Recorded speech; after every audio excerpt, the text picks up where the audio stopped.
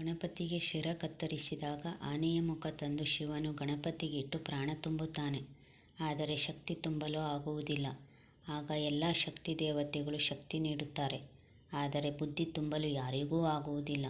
ಆಗ ಇದರಿಂದ ವಿಚಲಿತಳಾದ ಪಾರ್ವತೀದೇವಿ ಬುದ್ಧಿದೇವನಾದ ವಿಶ್ವಕರ್ಮನನ್ನು ಪ್ರಾರ್ಥಿಸಿದಾಗ ವಿಶ್ವಕರ್ಮನು ಗಣಪತಿಗೆ ಬುದ್ಧಿಯನ್ನು ಹಾಗೂ ಆಯುಧವಾಗಿ ಚಪ್ಪಗೊಡಲಿಯನ್ನು ಮತ್ತು ಶಕ್ತಿ ಸಂಕೇತವಾಗಿ ತನ್ನ 2 ಪುತ್ರಿಯರನ್ನು ಕೊಟ್ಟು ಆತನಿಗೆ ಶಕ್ತಿ ನೀಡುತ್ತಾನೆ. ತನಗಿದ್ದ ಬುದ್ಧಿದೇವನ ಸ್ಥಾನವನ್ನೂ ನೀಡುತ್ತಾನೆ. ಆ ಕಾರಣದಿಂದಲೇ ಇವತ್ತಿಗೂ ನಾವು ಲಕ್ಷ್ಮೀ ಸರಸ್ವತಿ ಮಧ್ಯೆ ವಿಶ್ವಕರ್ಮನಿರುವ ಸ್ಥಾನವನ್ನು ಗಣಪತಿಗೆ ಕೊಟ್ಟಿರುತ್ತೇವೆ.